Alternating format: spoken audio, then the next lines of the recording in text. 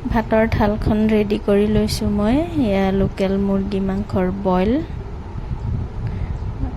আৰু এইফালে কি লৈছোঁ আইটেম, বিলাহী 2টা, আলু, মুৰ্গী মাংস আৰু শুকান জলকীয়া। প্ৰথমে মই পানীখিনি দি উতলাই ল'ম কেৰাহীখনত।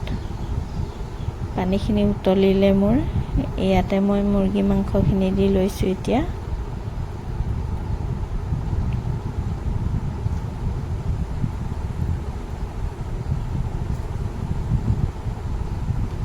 গৰম পানীত দি ল'লোঁ এতিয়া মুৰ্গী মাংসখিনি। ইয়াতে নিমখ দিম, নিমখ দি ঢাকি কৰি এইখিনি উতলাই ল'লোঁ। ইয়াতে মই আলু 2টা দিছোঁ কাটি লোৱা, আৰু ইয়াতে বিলাহী 2টা, শুকান জলকীয়া, এইখিনি এতিয়া ঢাকি কৰি সিজাই ল'ম। এতিয়া আপোনালোকে আলুখিনি সিজালৈকে বইল কৰিব। তাৰপিছত মোৰ প্ৰায় সিজি গ'ল। বিলাহী 2টা উঠাই লৈছোঁ এতিয়া।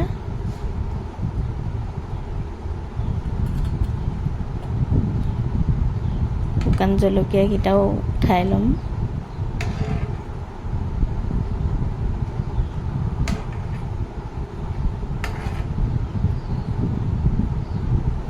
আলু কেইপিচমান উঠাম এতিয়া।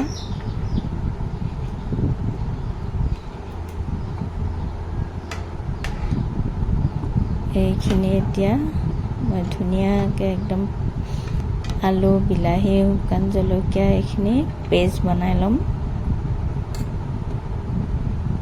এয়া উঠাই কৰি হৈ গ'ল মোৰ।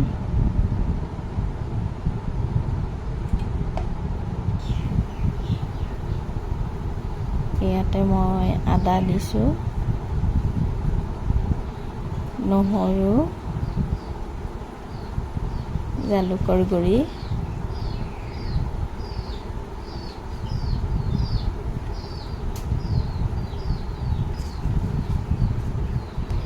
ইয়াতে তেজপাত 2 খিলা দিছোঁ।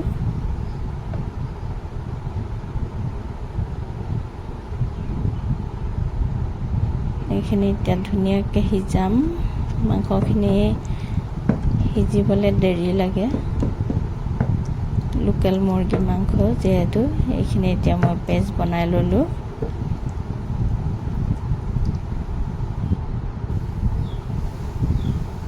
আৰু এইখিনি এতিয়া ইয়াতে দি ল'ম।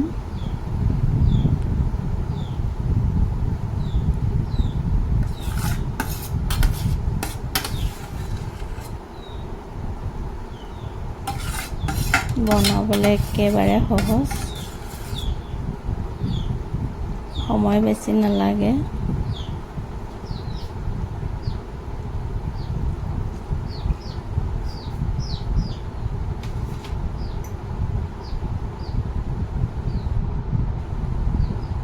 এইখিনি এতিয়া ধুনীয়াকৈ হিলাই কৰি দিওঁ।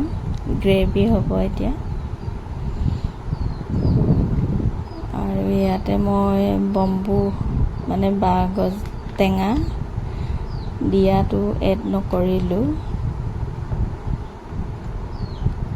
আপোনালোকে বাঁহ টেঙা অলপমান দি ল'ব। আৰু ইয়াতে এতিয়া মই ভাজিব লৈছোঁ ভাত কেৰেলা, ঘৰৰে হয়, আলু 1টা কাটি।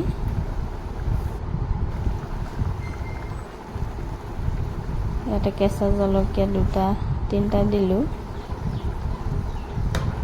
প্ৰায় হৈ গ'ল মোৰ মাংস।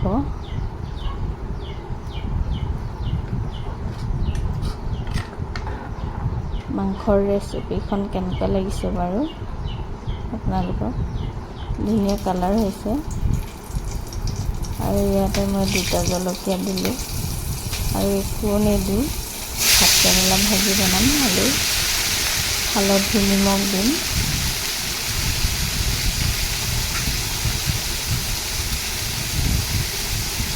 ইমানকৈ মছলা ব্যৱহাৰ নাই কৰা ইয়াতে।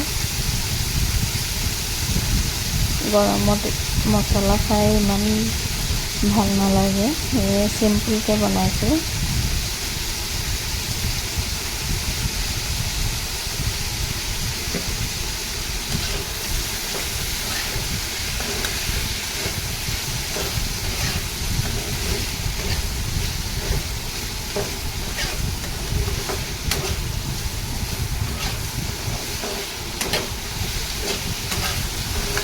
এইখিনি এতিয়া ধুনীয়াকৈ হিলাই কৰি ঢাকি দিম মই।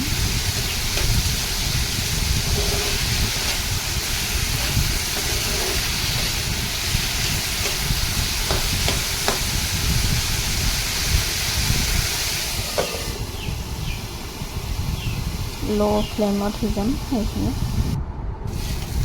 আৰু এয়া হৈ গ'ল মোৰ ভাতকেৰেলা আলু ভাজিখন।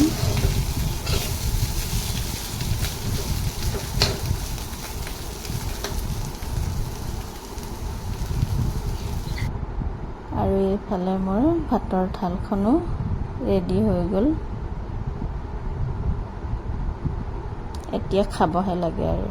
চ' আজিৰ ভিডিঅ'টো ইমানতে ৰাখিছোঁ। নেক্সট ভিডিঅ'ত আকৌ লগ পাম। বাই বাই সকলোকে মোৰ ভিডিঅ' চোৱাৰ বাবে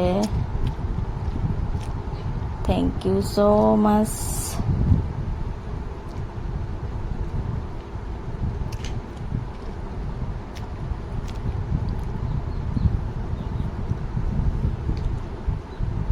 আপোনালোকেও কেতিয়াবা বনাই খাব এনেকৈ।